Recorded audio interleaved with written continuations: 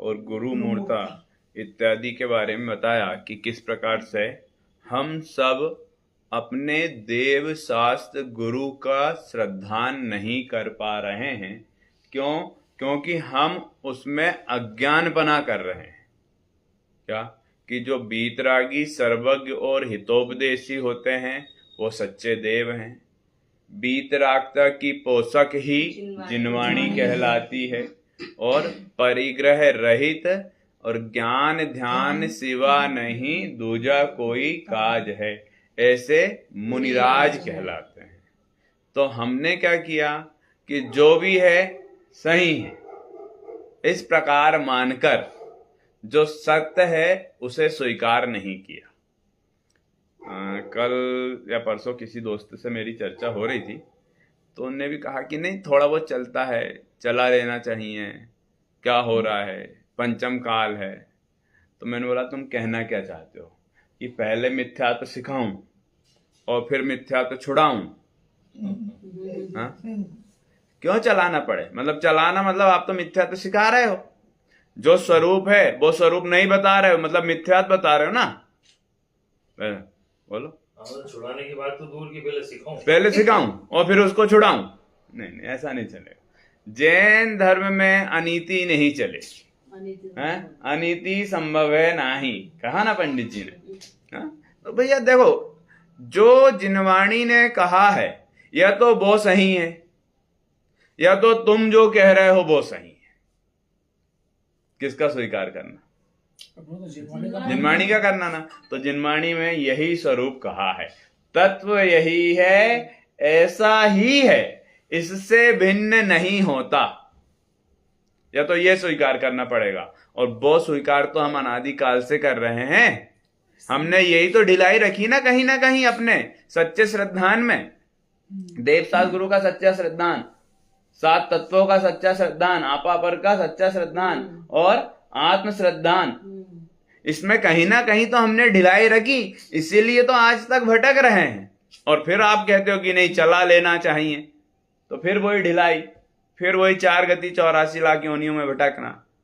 देखो संसार में तो ऐसा है कि ये तो कम दिख रहे हैं, अभी और भी लक्षण बाकी हैं पंचम काल के। ये तो स्टार्टिंग है। हाँ, क्या बोलते हो स्टार्ट में परोसते, उसको क्या बोलते हैं आप लोग? स्टार्टर। वही ये स्टार्टर है, अभी तो पूरा भोजन बाकी है। इसी प्रकार अभी तो 2500 वर्ष हुए पंचम काल के, अभी तो बहुत बाकी है और बहुत कुछ देखना बाकी है। 18.5। हाँ, 17.5 कब तक पंचम काल का उदाहरण दोगे बोलो? हाँ, और वो सब छोड़ो, कितना बाकी है कितना नहीं, हमारा कितना बाकी है ये सोचो। उत्कृष्ट और निकृष्ट तो चौथे काल में भी होते हैं जीव। हाँ, अरे तो चौथे काल में भी दंडक नामा वन में 500 मुनियों को घानी में पेलकर मारा ना। तो बताओ, अभी अपने सामने सुनने में आते हैं इतने सारे मुनिराज को कहीं किसी ने मतलब मारा हो या कुछ किया हो? नहीं। लेकिन उस समय भी ऐसा हुआ।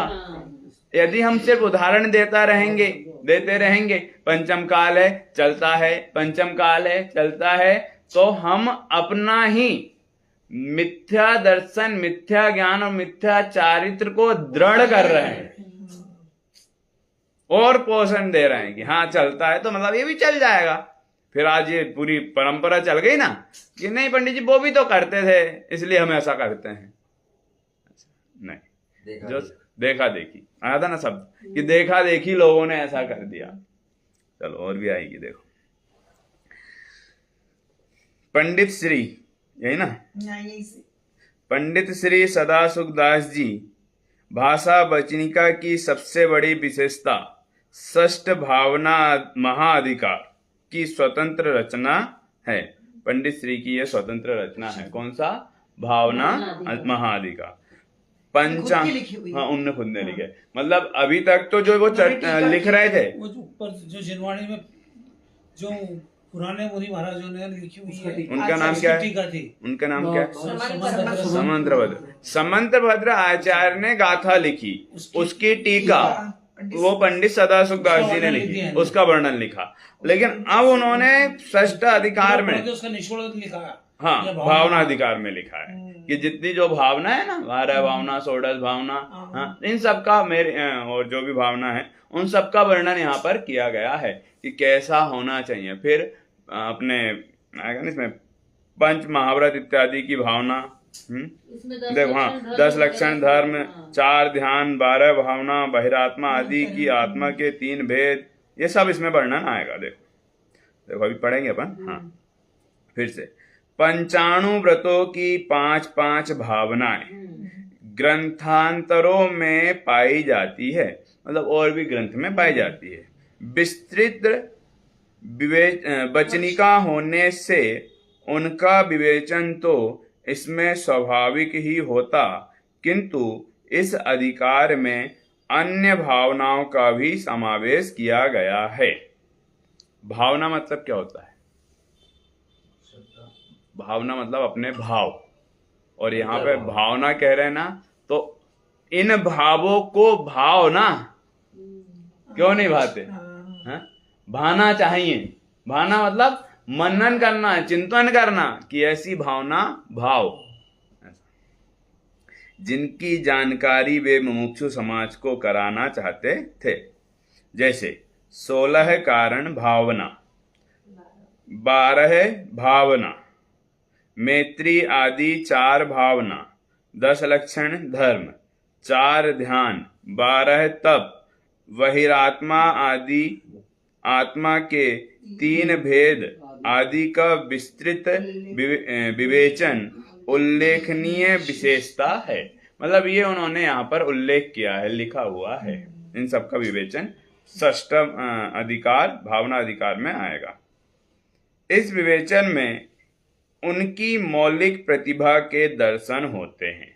इसमें उनकी खुद की, मतलब खुद की शैली कैसी है, लिखने की कला कैसी है, इसका दर्शन यहाँ पर होता है। इसमें उनका सदाचारी व उपदेशक विद्वान का व्यक्तित्व उभर कर सामने आता है। इससे पता चलता है कि पंडित जी कैसे सदाचारी हैं, सत उपदेशक है, उनका व्यक्तित्व कैसा है और कैसी उनकी विद्वत्ता है।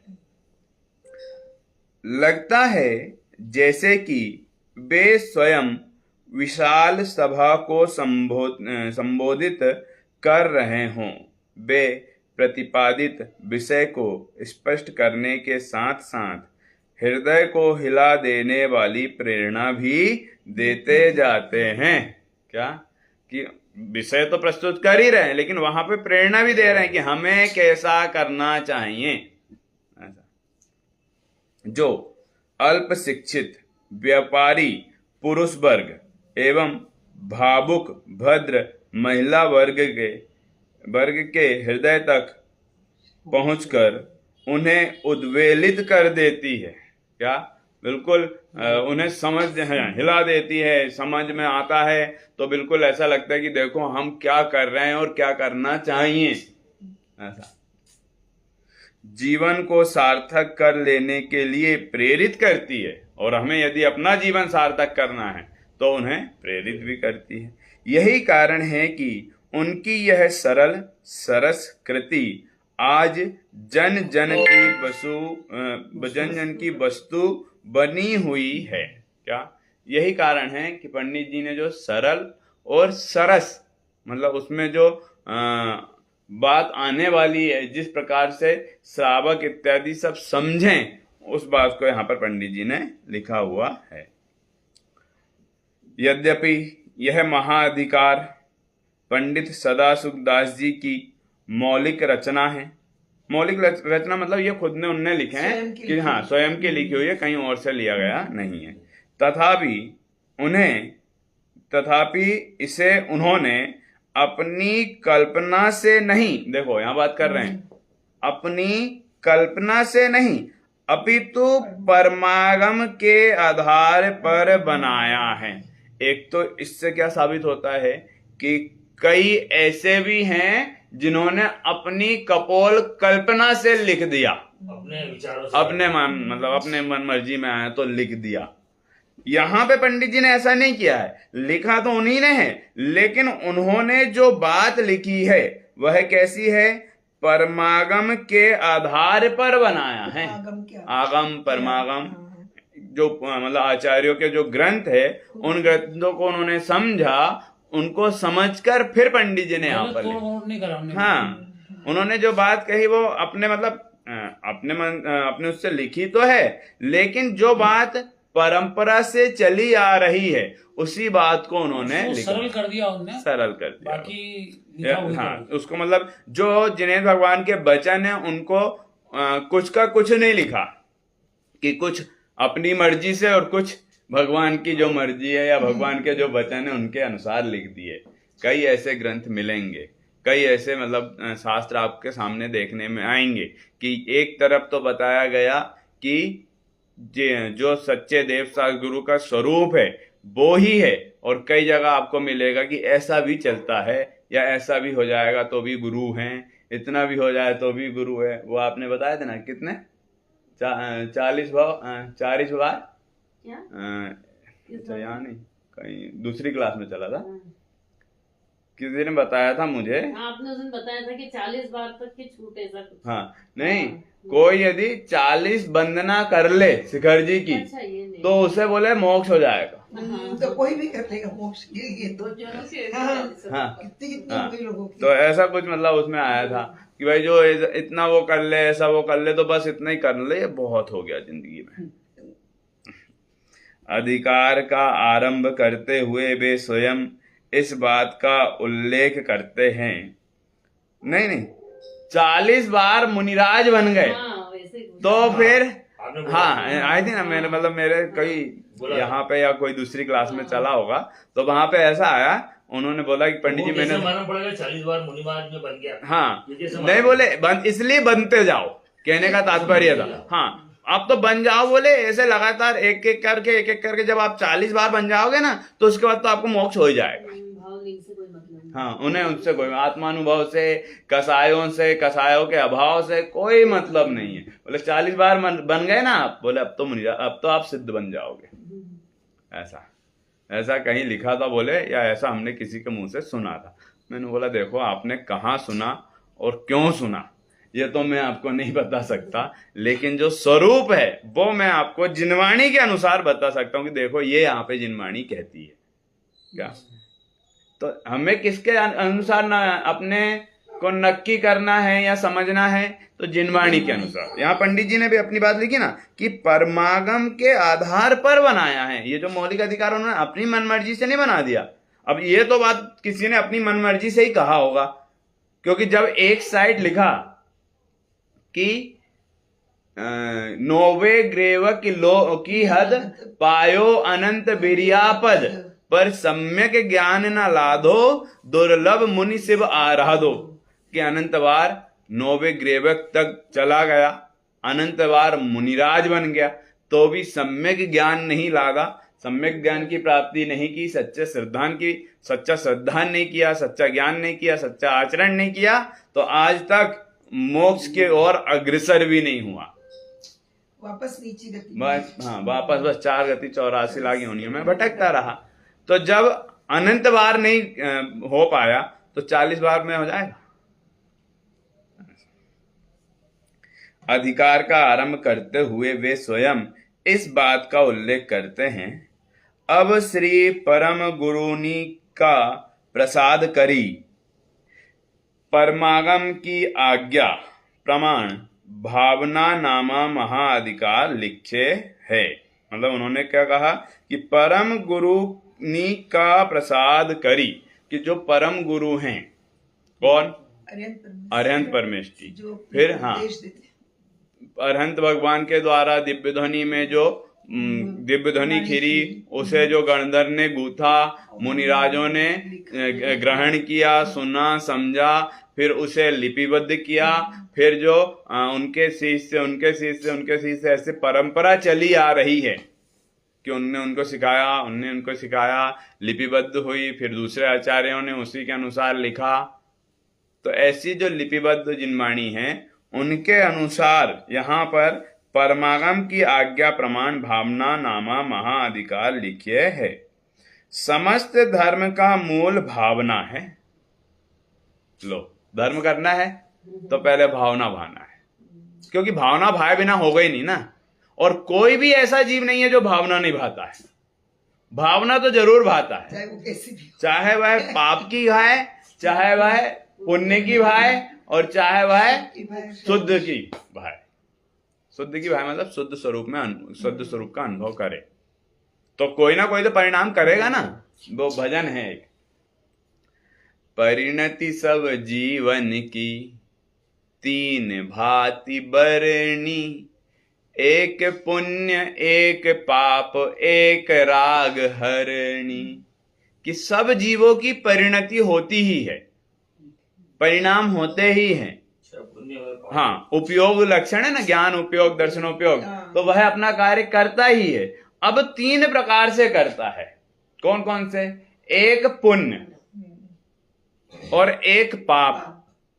ठीक है, ये दोनों तो कैसे हैं? बंधन के कराने वाले हैं। ये दोनों कैसे होते हैं? राग द्वेष मोह से होते हैं, चाहे पुण्य हो चाहे पाप हो। और एक राग हरणी, कि जहां ना पुण्य है ना पाप है, तो क्या है? बीत रागता है, शुद्ध है, शुद्ध स्वरूप का अनुभव है। और वो कहाँ है? स्वयं में, वो खुद है, स्वयं में। हाँ, वो कहाँ है? बोले वो मैं स्वयं हूं, मैं ज्ञानानंद स्वभावी हूं। कौन? जो शास्त्र पढ़े वो नहीं, जितने भी जीव हैं सब ज्ञानानंद स्वभावी ही हैं। क्यों? क्योंकि ये उनका स्वभाव है ना। स्वभाव का कभी अभाव नहीं होता। जैसे शक्कर है, इंडिया में शक्कर मीठी है, पाकिस्तान में मीठी है, हैं? और वो कौन चौथे सा? काल में भी मीठी थी। ईरान और इजराइल में। मीठी है। अरे भैया, कहीं चली जाए, नाम भले ही कुछ भी दे देना, हाँ। हाँ, लेकिन जो शक्कर है उसका स्वभाव मीठा है, मीठा होना है। हाँ? तो इसी प्रकार जीव कोई भी गति में रहे, किसी भी पर्याय में रहे, उसका स्वभाव ज्ञान दर्शन मय है। और ऐसा किसने कहा? हाँ, अरे कहाँ लिखा, किसने लिखा पता है? कुंद कुंद आचार्य देव ने समय सारजी ग्रंथ में लिखा, 24वें नंबर की गाथा होगी। सब्बण हुनाण दिट्ठो उपयोग लक्षणम नित्यम। सर्वज्ञ भगवान के ज्ञान में दिखा है, झलका है क्या? उपयोग लक्षण जीव का, कि जीव का लक्षण उपयोग है। अब आप किसकी बात कर रहे हैं? कौन से जीव की बात कर रहे हैं? बोले कोई भी जीव हो, सबका स्वभाव, से लेकर पंचेंद्रिय, एक इंद्रिय से लेकर पंचेंद्रिय, कोई भी जीव हो, सबका स्वभाव उपयोगमय है। हैं? पढ़ते ना, उपयोगो लक्षणम, तत्वार्थ में है ना कि उपयोगो लक्षणम। तो उपयोगो लक्षणम मतलब वहां पे भी ज्ञान दर्शन ही कहा है। तो ज्ञान दर्शन किस में है? कि बोले प्रत्येक जीव में है। अब कोई माने तो भी है और नहीं माने तो भी है, ऐसा। क्योंकि नहीं मानने से ऐसा थोड़ा ना कि मैं नहीं मानता कि नहीं है। अरे नहीं मानता तो भी है ही। क्यों? क्योंकि शरीर पुद्गल है, स्पर्श रसगंध वर्ण वाला है। जीव ज्ञान दर्शन मैं है। और मैं कौन हूं? अब हमें यहां पर श्रद्धान करना है कि जो स्पर्श रसगंध वर्ण वाला वो मैं हूं, या उपयोग लक्षण वाला वो मैं हूं। यदि हम अपने आप को शरीर माने तो यह शरीर तो इस धरा का इस धरा पे धरा रह जाएगा। शरीर तो क्या होगा? यहीं रह जाएगा। लेकिन जीव ज्यों का त्यों रहेगा। क्यों? क्योंकि उसका उपयोग लक्षण था और उपयोग लक्षण रहेगा। अब कोई यदि राग द्वेष करे तो वह कर तो रहा है राग द्वेष, लेकिन वह राग द्वेष उसका स्वभाव नहीं है। कांटों सी पैदा हो जाती, निज चैतन्य सदन में आता ना, पूजन में आता ना, कि ये जो मोह राग द्वेष की परिणति है, ये तो कांटों सी पैदा हो जाती है। ये जो मोह राग द्वेष की परिणति है ना, ये हमेशा रहने वाली नहीं है। क्या? और वो अपन ने पिछले समय उदाहरण देखा था ना पिछली क्लासों में, कि शरीर के ऊपर हुआ जो फोड़ा, तो वह फोड़ा शरीर का स्वभाव नहीं है। क्या है? विभाव है। क्यों विभाव है? क्योंकि विनाशिक है, नाशवान है, दुखदाई है ना। उत्पन्न हुआ है, तो शरीर में उत्पन्न हुआ है तो वह नष्ट भी हो जाएगा। तो वह शरीर का स्वभाव नहीं है, बल्कि क्या है? विभाव है। इसी प्रकार मोह राग द्वेष के परिणाम कैसे हैं? विभाव हैं। क्यों? क्योंकि जीव के नहीं। विनाशिक हैं, नाशवान हैं, नाश हो जाते हैं ना। हुए किसी के नाश? हुए ना। हाँ, बोलो किन के हुए? अरिहंतों के हुए। मुनिराजों के 3 कसाय चौकड़ी का अभाव हुआ, अरिहंत सिद्धों के हुए, अरिहंतों के हुए ना। तो नाशवान है ना, मोह राग द्वेष नाशवान है ना भैया। मोह राग द्वेष तो समझा रहे ना, मतलब अपने परिणाम जो भी हम देखो। और सरल भाषा में बोलता हूं, मोह मतलब तेरा मेरा ऐसा सोचना, राग मतलब अच्छा सोचना, और द्वेष मतलब बुरा सोचना। अब मुझ आत्मा को छोड़कर जितने भी पदार्थ हैं, कितने, ये शरीर से लेके आप लगा लेना, घर, परिवार, इंदौर, ऑफिस और सीए का कोर्स, जितने भी आ रहे हैं, सब में हम तेरा मेरा, अच्छा बुरा, ये जो परिणाम कर रहे हैं ना, ये मोह राग द्वेष कहलाते हैं। मोह मतलब तेरा मेरा, और अच्छा मतलब राग, बुरा मतलब द्वेष। अब जब भी मैं मोह राग द्वेष बोलूं तो आपको ये चारों शब्द समझना है। तो हम पर पदार्थों में जो मोह राग द्वेष कर रहे हैं, वह आत्मा का स्वभाव नहीं है। वह क्या है? आत्मा में हुआ तो है ना, शरीर में नहीं हो सकता, हुआ तो आत्मा में ही, लेकिन वह आत्मा का विभाव है। विभाव इन द सेंस क्या? कि वह हमेशा रहने वाला नहीं, विकार है, गलती है। उसका आत्मा से कोई लेना देना आत्मा, हाँ, हुआ आत्मा में, लेकिन आत्मा का स्वभाव नहीं है।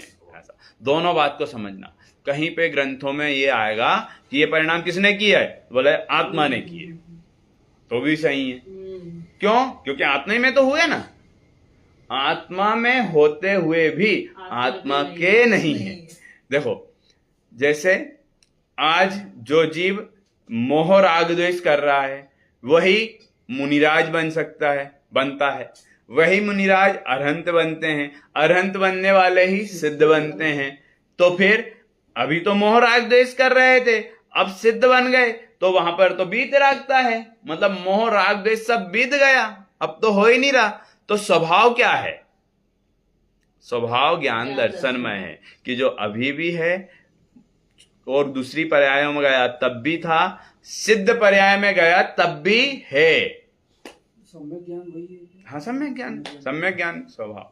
जानना देखना। मैंने सम्यक और मिथ्यात्व के बारे में पिछली क्लास में कहा था ना आपको, कि है तो श्रद्धा ज्ञान चारित्र, स्वभाव है हमारे श्रद्धा ज्ञान चारित्र, लेकिन जब हम पर में अपनापन करते हैं तो वो ही मिथ्या श्रद्धान, मिथ्या ज्ञान और मिथ्या चारित्र नाम पाता है। क्यों? क्योंकि हमने गलती की, हमने आत्मा को छोड़कर पर में अपनापन किया। जब हम अपनी आत्मा में अपनापन करते हैं तो वही श्रद्धा गुण ज्ञान चारित्र, सम्यक दर्शन, सम्यक ज्ञान और सम्यक चारित्र नाम पाता है। बताओ कितना सरल है क्या? नहीं सरल? लेकिन लोगों ने बहुत कठिन बना लिया, या मानते हैं कि बहुत कठिन है। क्यों कठिन है? क्योंकि स्वभाव नहीं समझते। स्वभाव समझो ना, सम्यक दर्शन, सम्यक ज्ञान, सम्यक चारित्र कहा तो हाँ ना, मेरे ही तो स्वभाव हैं। मिथ्या दर्शन, मिथ्या ज्ञान, मिथ्या चारित्र कहा कि हाँ, मैंने ही गलती की कि मैंने पर में अपनापन किया, इसलिए मिथ्या दर्शन, मिथ्या ज्ञान, मिथ्या चारित्र है। और ये सबसे बड़ी स्वतंत्रता है कि हम खुद ही मिथ्यात्व रूप परिणमन कर रहे हैं, और हम खुद ही चाहें तो सम्यक रूप परिणमन कर सकते हैं। ये स्वतंत्रता है जिनेंद्र भगवान के वचन की, जिनेंद्र भगवान के मत की, जैन दर्शन की। विश्व दर्शन की। क्यों? क्योंकि स्वतंत्रता होने से यह सिद्ध हो गया ना कि मैं ही मिथ्यात्व रूप परिणमन किया।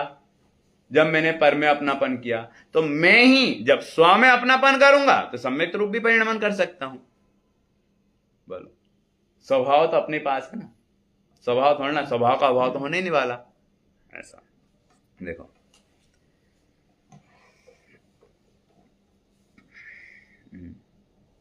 यही कारण है कि उनकी यह सरल सरस कृति आज जन जन की वस्तु बनी हुई है। देखो, यद्यपि यह महाअधिकार पंडित सदाशिवदास जी की मौलिक रचना है, तथापि इसे उन्होंने अपनी कल्पना से नहीं अपितु परमागम के आधार पर बनाया है। बराबर। अधिकार का आरंभ करते हुए वे स्वयं इस बात का उल्लेख करते हैं। देखो, अब श्री परम गुरुनी का प्रसाद करी परमागम की आज्ञा प्रमाण भावना नामा महाअधिकार लिखे है। समस्त धर्म का मूल भावना है। ठीक है, यहां तक अपनी चर्चा हुई थी। भावना ते ही परिणामनी उज्ज्वलता होए है। भावना से ही अपने परिणामों में उज्ज्वलता, अच्छा शुद्धपना होता है। भावना ते मिथ्या दर्शन का अभाव होए है, और भावना भाने से ही मिथ्यात्व पाप इत्यादि का सबका अभाव होता है। भावना ते व्रतनी में दृढ़ परिणाम होए है। भावना हो तो जो व्रत इत्यादि हैं उसमें दृढ़ होता है, दृढ़ता आती है। भावना से ही तो 12 भावना का भाते हुए तो महामुनिराज वन जंगल में भी रहते हैं और वहां भावना भाते हैं कि ये जो शेर चीते जितने भी हिंसक प्राणी हैं ये सब इस शरीर का नाश कर सकते हैं, क्योंकि ये शरीर तो कैसा है, नाशवान है, अनित्य है, लेकिन मेरा नाश नहीं कर सकते। क्यों? क्योंकि मैं तो नित्य हूं। आत्मा मेरा जो स्वभाव है वो तो कैसा है, मैं आत्मा हूं, मैं तो कैसा हूं कि नित्य हूं, हमेशा रहने वाला हूं। अब कोई कहे कि बताओ नित्य हो या अनित्य हो, तो वहां पे स्यादवाद का उपयोग करना पड़ेगा। स्यादवाद मतलब किसी अपेक्षा से अनित्य हूं और किसी अपेक्षा से नित्य हूं। फिर और बढ़े तो पर्याय की अपेक्षा से अनित्य हूं और द्रव्य की अपेक्षा से नित्य हूं। अब पर्याय मतलब क्या? शरीर, शरीर भी पर्याय है ना, तो ये पर्याय अनित्य है। अनित्य है क्यों? क्योंकि आज नहीं तो कल नाशवान है। लेकिन द्रव्य की अपेक्षा से सदा सर्वदा नित्य हूं, हमेशा रहने वाला हूं। जैसे आप सोने का उदाहरण समझो, सोने की चेन है आपके पास, तो उसमें जो सोना है वो हमेशा रहने वाला है, लेकिन उसकी जो डिजाइन है या जो चेन रूप है वो बदलकर रिंग रूप भी हो सकती है, वो बदलकर ऐसा चूड़ी रूप भी हो सकती है, कड़ा भी बन सकता है। तो सोना चेंज हुआ क्या? सोना चेंज नहीं हुआ। तो वो उसका सोना क्या है? सोनापना द्रव्य, हाँ नित्य, नित्य समझो, द्रव्य स्वभाव है। और पर्याय चैन, अंगूठी और हाँ जो भी आप बना रहे हो, कड़ा इत्यादि, तो ये सब क्या है? अनित्य पर्याय हैं, पर्याय हैं ये सब। इसी प्रकार आत्मा नित्य है और शरीर इत्यादि मनुष्य गति जो शरीर मिला है वह है, ये सब पर्याय अनित्य है, नाशवान है ना। देखो, भावना ते व्रतनी में दृढ़ परिणाम होए है। भावना ते बीत रागता की वृद्धि होए है। लो, भावना भाते हैं, इन सब बातों का चिंतन करते हैं। कौन? महामुनिराज। तो वे कैसे होते हैं? बीत रागता की वृद्धि होती है। उपसर्ग भी होए ना तो वहां पे भी उनकी और बीत रागता बढ़ती है। क्यों? क्योंकि वह इसका स्वरूप समझते हैं, ये शरीर तो है ही नाशवान। एक संवाद आता है कुंद आचार्य का, मतलब अभी वो आचार्य नहीं बने, और उनके पिता का, दोनों का संवाद है कि मतलब जो उनका बेटा है और उनके पिता तो वो दोनों बातें करते हैं, संवाद करते हैं। तो पिताजी कहते हैं कि बेटा मत जाओ बनवास रे। क्या? बेटा कुंद कुंद। क्यों? क्योंकि वन में गए तो क्या होगे? वन में जाओगे तो कहीं कोई कोई हिंसक पशु आएगा, मच्छर होंगे, वो डांस क्या होते हैं वो डांस डांस जो वो बड़े बड़े मच्छर आएंगे, वो आपको काटेंगे, ये करेंगे वो करेंगे। उस वहां जाके क्यों आप अपने मतलब शरीर को वो कर रहे हो? यहीं घर पे रहकर आप ध्यान पूजन पाठ करो ना। तो वो क्या कहते हैं? वो कहते हैं बनमा कंकड़, बनमा ये बनमा, वो सब उन्होंने कहा पिताजी ने। तो कुंद कुंद जब वो आचार्य नहीं बने अभी, लेकिन वो मुनिराज बनने जा रहे हैं, तो वो क्या कहते हैं कि हे पिताजी, वन में जो हिंसक पशु इत्यादि रहेंगे वो तो इस शरीर को खाएंगे, घर में तो लेकिन यदि यहां रहा तो परिवार वाले परिणामों को बिगाड़ेंगे। दूसरा, जो मुझे जिस चीज की प्राप्ति करना है उस चीज को मैं प्राप्त नहीं कर पाऊंगा, संयम की साधना नहीं कर पाऊंगा। और इसी बात को लेकर जो देव गति के जो देव है ना, वो तप कल्याणक के दिन तरसते हैं कि हमें भी एक दिन के लिए मनुष्य भाव मिल जाता तो हम भी संयम की साधना कर लेते। पता है एक पंच कल्याणक होता ना, पंच कल्याणक के तप कल्याणक जिस दिन मतलब होने वाला है, उस दिन एक संवाद होता है, सभा लगती है। किनके? दोनों के बीच, देव और मानवों के बीच। तो वहां पे एक भजन भी है, देव और मानवों में चर्चा ये चल पड़ी, कौन पाल की का हकदार रे, कौन पाल की का हकदार रे। मतलब देव और मनुष्य दोनों आमने सामने खड़े हो गए, और जो तीर्थंकर भगवान की जो पालकी जा रही, पालकी मतलब समझे आप, वो अभी घर में ही थे, अब घर से वो मुनिराज बनने के लिए वन जंगल में जाने वाले हैं, तो उनको पालकी में बिठाकर ले जा रहे हैं कि भाई चलो वन जंगल तक। तो ठीक है, लेकिन कौन पालकी उठाएगा?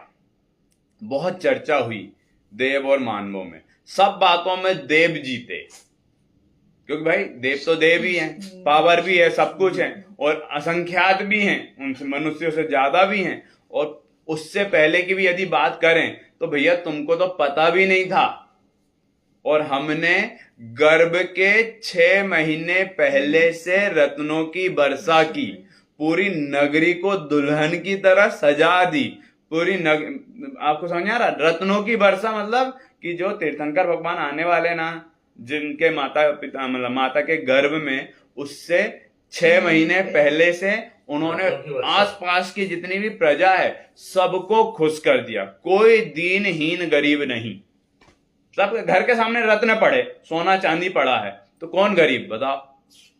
कोई गरीब नहीं, कोई दुखी नहीं है, सब सुखी है 6 महीने पहले से। और फिर जब गर्भ में आए, और तब भी जो देवियां हैं, 56 कुमारी देवी, अष्ट कुमारी देवी, 56 कुमारी आती हैं, उनमें अष्ट कुमारी भी आती है। तो 56 कुमारी देवियों को भेजा किसने?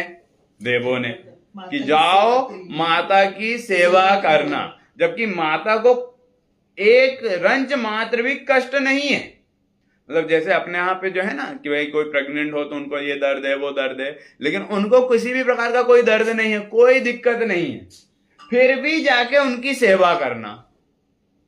तो फिर 56 कुमारियां देवी आई, उनसे तत्वों की चर्चा करती है, कोई पंखा डुलाती है, कोई कुछ करती है, कोई कुछ करती है, पैर दबाती है, तत्व चर्चा करती है। अब क्योंकि तीर्थंकर भगवान का गर्भ है, तो कौन मतलब 3 लोग के नाथ आपके गर्भ में आए हैं, है ना? भजन आपने सुने? होते हुए भी ये देवलोक की अंदर उनकी सारी व्यवस्था करते हैं ना, माता के गर्भ में उनको होते ही नहीं है सब, मतलब उनके अशुद्धि, हाँ वही अशुद्धि कुछ होती है, सब अलग से मतलब उनका रहता है। वो देव नहीं, वो तो उनके वो उनके ही अतिशय हैं, 10 जन्म के अतिशय। हाँ तो ये उनके ही हाँ, है। तीर्थंकर जी ठीक है। बनने वाले। हाँ, तो आपको समझ में आ रहा है ना कि भाई गर्भ में आए नहीं, उससे पहले से 6 महीने पहले से रत्नों की वर्षा, गर्भ में आ गए तो 56 कुमारी देवियां, उनकी सेवा। मतलब तीर्थंकर क्या होते हैं उनके स्वरूप समझो आप, कि उनकी सेवा करने के लिए आई हुई है, जबकि उनको कष्ट कुछ भी नहीं है। 9 महीने तक सेवा की, फिर जब गर्भ जन्म कल्याणक हुआ तो खुद सोधर्म इंद्र अपनी जगह से उठकर, जिस उनका जो आसन है ना उसको कोई रंच मात्र भी हिला नहीं सकता, लेकिन इधर जन्म हुआ, जब जन्मे तीर्थंकर तब सारी नगरी पर एक हर्ष छाया। नगरी में तो हर्ष छाया ही छाया, इधर देवों ने भी नगाड़ा बजाया। सोधर्म इंद्र ने खड़े होकर 7 हाथ आगे बढ़कर साष्टांग नमस्कार किया। इतना प्रभाव है। तो आम जनता जो रहती है उनको मालूम पड़ जाता है कि तीर्थंकर बढ़ जाता है। बढ़ जाता है, कई लोगों पर पड़ जाता है, आसपास की जनता। वैसे सोधर्म को तो मालूम पड़ जाएगा, देवों को तो मालूम है कि तो वो आ रहे हैं तो पता चल रहा है ना, वो आए क्यों हैं, तो लोग बाग उनसे चर्चा करेंगे ना भाई अभी क्यों तक आए ये क्यों। है ना बेटा तीर्थंकर, अभी तो कोई अब तो पंचम काल है, इसका चतुर्थ। दुख नहीं मनाना, क्योंकि हमने कई बार देखे हैं गर्भ जन्म तक ज्ञान कल्याण भगवान के। चलो फिर थोड़ा सा अब जो अपनी चर्चा चल रही थी उस पर आना है कि चलो ठीक है, जन्म भी हो गया, मनाया किनने, वो भी देवों ने।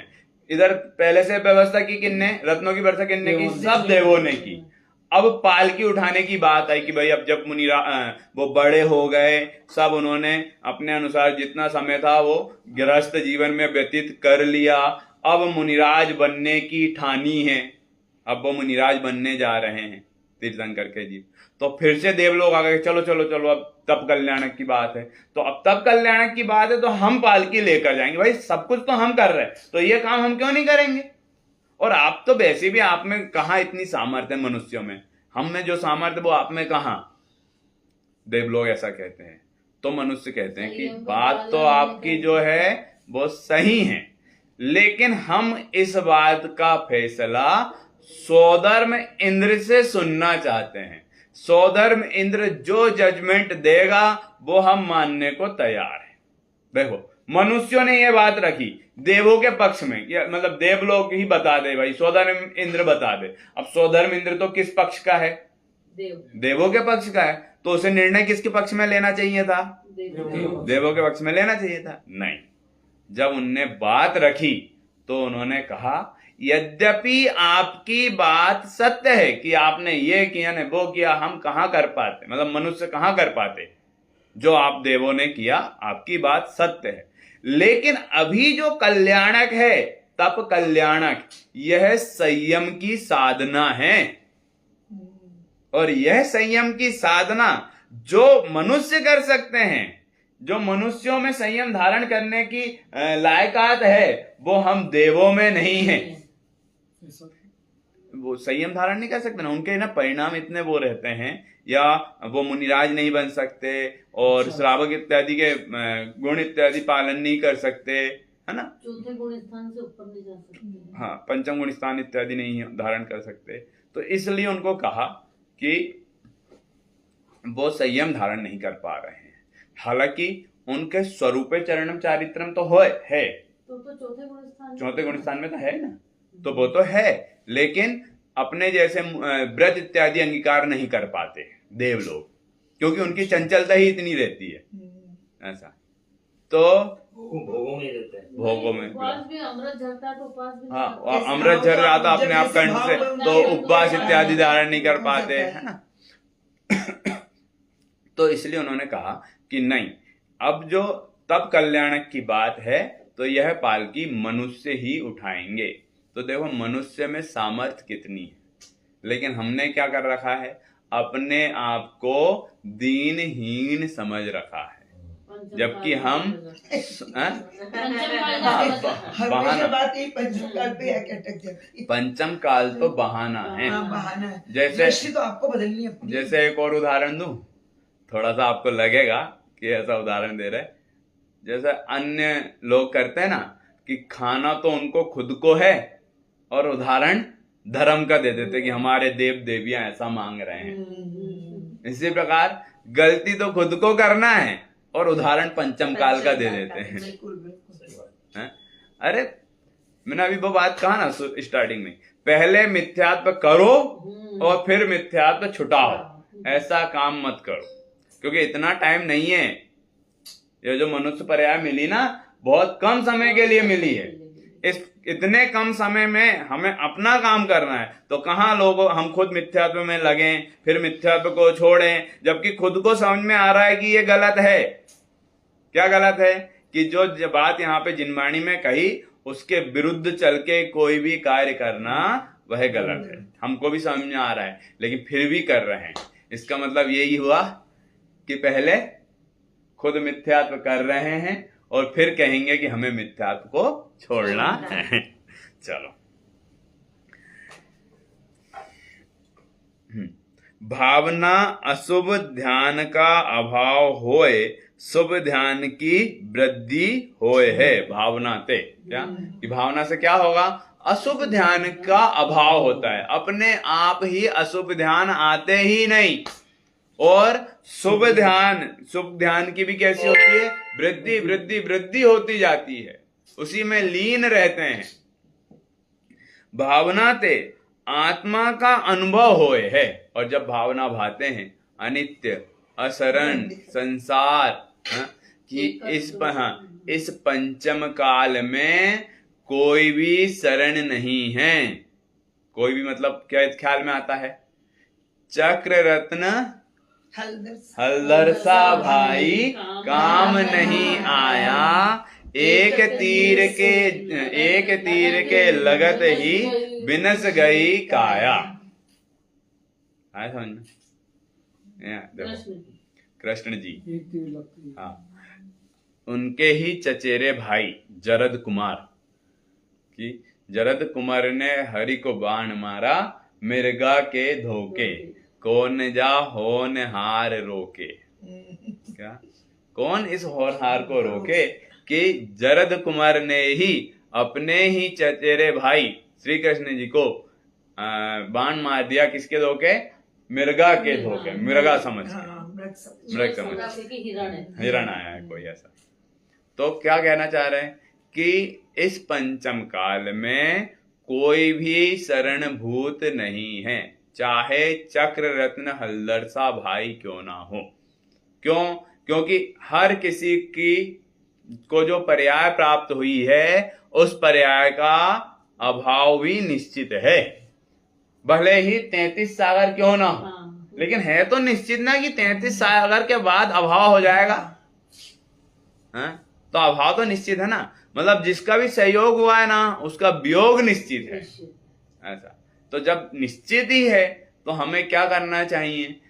जिसका सहयोग हुआ है उसमें अपनापन करना चाहिए, या जो अनादि काल से है उसमें अपनापन करना चाहिए? जो अनादि काल से है और अनंत काल तक रहेगा वह मैं हूं। और जो मिला हुआ है वो तो एक संयोग मात्र है। कर्मोदय जन्य अवस्थाएं हैं, और वह अवस्थाओं का भी वह अवस्था का भी अभाव होगा ही होगा। देखो इत्यादि हजारा गुणनी को उपजावने वाली भावना जानी, भावना को एक क्षण हूं मती छांडो। कि एक क्षण भी मत छोड़ो। किसको? अपनी जो भावना है, 12 भावना, 16 भावना, 10 लक्षण धर्म, इनका बार बार चिंतन करना चाहिए। उत्तम, क्षमा, मार्दव, आर्जव, सत्य, सोच, संयम, तप, त्याग, आकिंचन, ब्रह्मचर्य। देखो याद करना है ना, तो पहले तो उत्तम, क्षमा, मार्दव, आर्जव, ये 3 शब्द तो सबको 3 स्टार्टिंग के तो सबको लगभग याद रहते ही हैं। फिर क्या करना है? 2 स वाले, सत्य, सोच, 3 सत्य, सोच, संयम, 3 स वाले। ठीक है, तो कितने हो गए? 6 हो गए।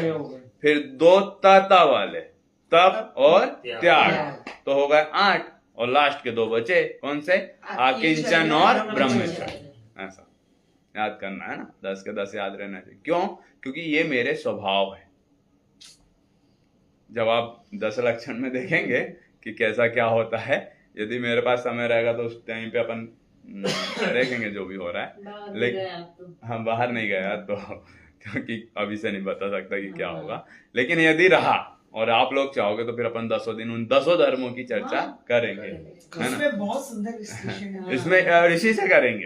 यदि बहुत अच्छा अभी नहीं बता रहा और नहीं भी हुआ ना तो जब आएगा तब तो करेंगे ही करेंगे, है ना।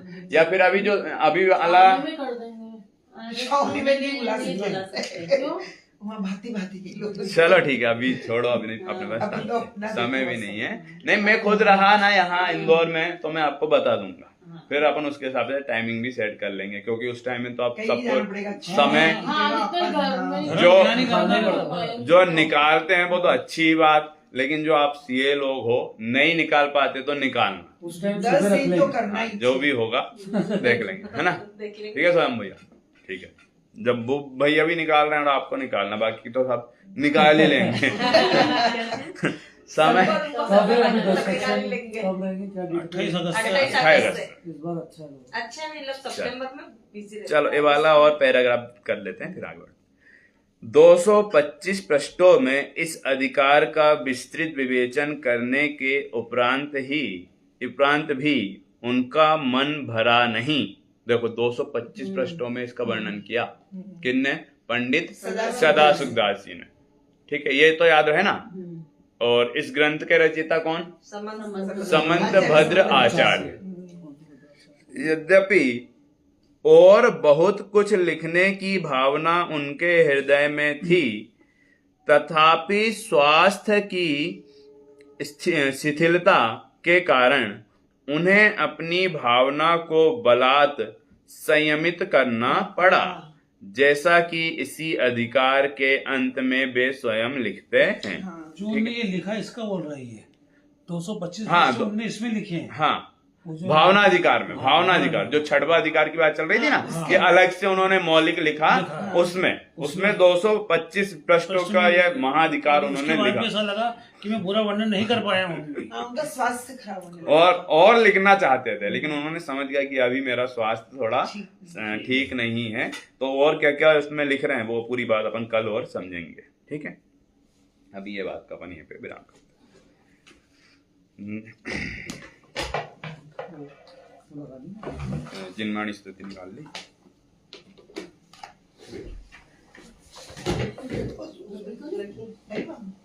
मिथ्यात्म नाश वे को ज्ञान के प्रकाश वे को आपा पर भास वे को भानु सी बखानी है। छाओ द्रव्य जान वे को बंद विधिवान वे को सपर पिशान वे को परम प्रमाणी है।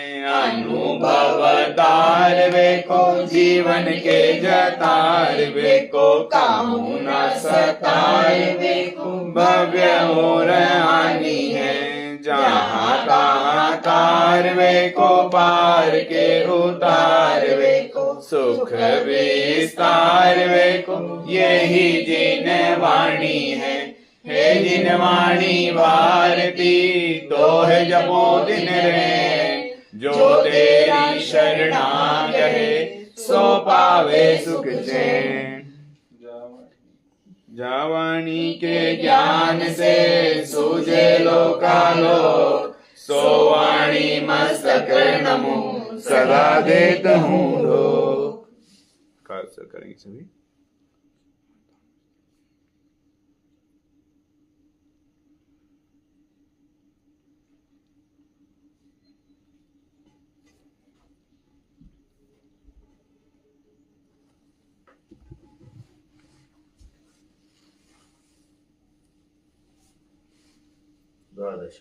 जय बोलो अंतर्मुख मुद्रावन सर्व जिनेन्द्र भगवान की जय। द्वादशांग में जिनवाणी माता की जय। समस्त वीतरागी संतों की जय। महान जैन धर्म की जय।